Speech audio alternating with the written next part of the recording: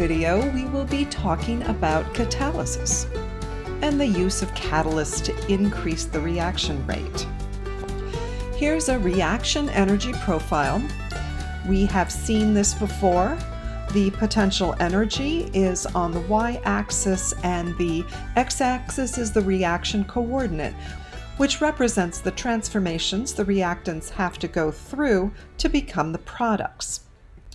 A catalyst is a substance that can increase the reaction rate without being consumed in the reaction. Often the catalyst involves a new or different mechanism. It can be a single step or multiple steps. This picture shows two reaction energy diagrams. The red one is for a chemical process that is taking place in the normal way without a catalyst. The blue one represents the same reaction taking place in the presence of a catalyst. You will notice that the transition state occurs at a lower energy than the regular uncatalyzed reaction. We also have a lower activation energy. Notice that both curves begin at the same energy and they end at the same potential energy. However, the reaction with a catalyst proceeds through a different pathway, one that has a lower activation energy. This picture right here also shows two reaction profiles. The black curve represents a reaction that takes place without a catalyst, and the red curve represents a catalyzed reaction. Notice that the catalyzed reaction takes place in multiple different steps. Catalysts can increase the rate through several different mechanisms. They can help form more stable activated complexes, or they can increase the collision frequency or improve the orientation of the molecules. There are some reactions, such as equilibrium reactions, that can proceed in both the forward and the reverse direction. Catalysts will lower the activation energy in both directions. Let's compare some activation energies between catalyzed and uncatalyzed reactions. Here we see two reaction diagrams that represent the same reaction. One of these does not have a catalyst and the other one takes place with a catalyst.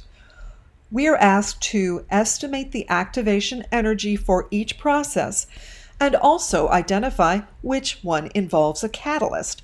And we can do this by subtracting the energy of the reactants from the transition state energy. So in the first diagram, we notice that the potential energy at the top of the curve where the transition state is 32 kilojoules. The initial potential energy of the reactants is 6 kilojoules. So if we take 32 kilojoules and subtract 6 kilojoules, we get 26 kilojoules, and this is the activation energy. In the second diagram, we notice that the energy at the transition state is 20 kilojoules. We will subtract the 6 kilojoules, which is the initial energy of the reactants, to get 14 kilojoules. The catalyzed reaction is the one with the lower activation energy, and in this case, it is represented by diagram B. There are two main types of catalysts: homogeneous catalysts and heterogeneous catalysts.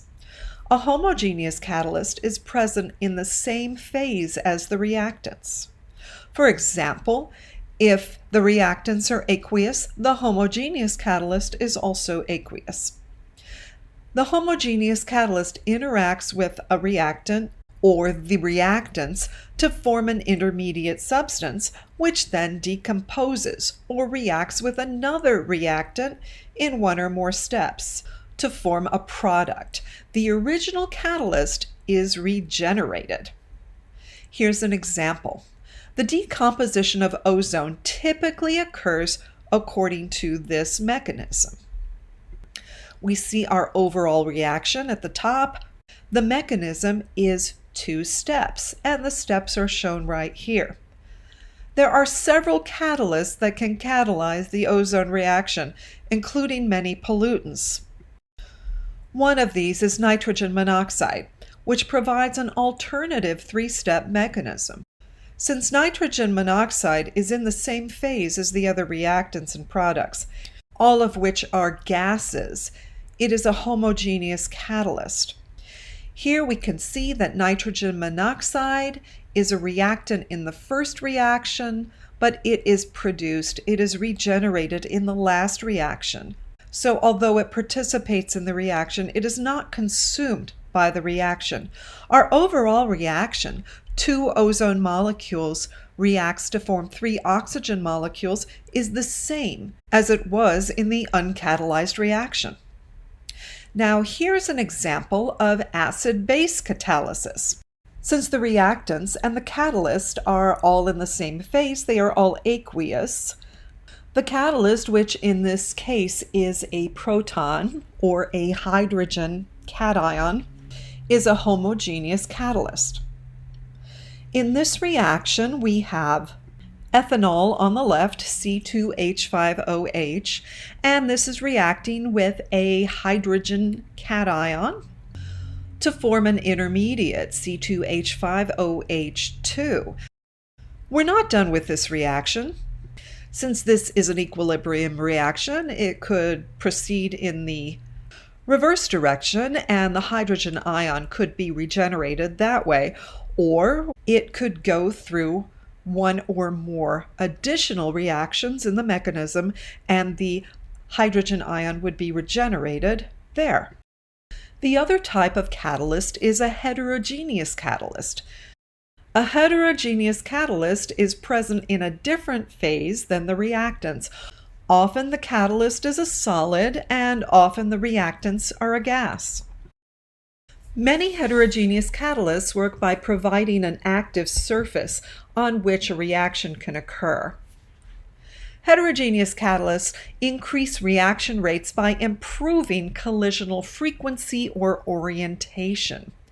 They typically involve the following processes. First, the reactants are adsorbed onto the surface of a catalyst. The term adsorb or adsorption should not be confused with the term absorb. In this case, adsorb means these molecules are held against the catalyst. After adsorption, there is activation of the adsorbed reactions, and then a reaction occurs. There is then desorption or release of the products from the surface of the catalyst. In this example, we have a nickel catalyst. Hydrogen molecules come in and they are adsorbed onto the catalyst. Ethylene comes in and is also adsorbed onto the catalyst. These reactants are activated, and then there is a reaction and they are changed into products, and the products are desorbed. They are released from the surface of the catalyst. Catalytic converters are an example of how heterogeneous catalysts are used in the real world. There's typically a solid state catalyst that's typically a metal. It takes the products of combustion, such as carbon monoxide, nitrogen dioxide, and it reacts these to form things that are a little bit less toxic, like water, oxygen, and carbon dioxide. A biological example of a heterogeneous catalyst is an enzyme. Enzymes typically have a part of the molecule, an active site, that has a shape that allows it to bond with a specific substrate or substrates, which are the reactant molecules. These form an enzyme-substrate complex, which is the reaction intermediate. Once the reaction occurs, the product is released from the enzyme. Let's summarize. In order for a catalyst to increase the rate of a reaction, the addition of the catalyst must increase the number of effective collisions or provide a reaction path with a lower activation energy relative to the original reaction coordinate. In a reaction mechanism containing a catalyst, the net concentration of the catalyst is constant. However, the catalyst will frequently be consumed in the rate-determining step of the reaction, only to be regenerated in a subsequent step in the mechanism. Some catalysts accelerate the reaction by binding to the reactant. The reactants are either oriented more favorably or react with lower activation energy. There's often a new reaction intermediate in which the catalyst is bound to the reactant. Many enzymes function in this manner. Some catalysts involve covalent bonding between the catalyst and the reactants. An example is acid-base catalysis, in which a reactant or intermediate either gains or loses a proton. This introduces a new reaction intermediate and new elementary reactions involving that intermediate. In surface catalysis, a reactant or intermediate binds to or forms a covalent bond with the surface. This introduces elementary reactions involving these new bound reaction intermediates.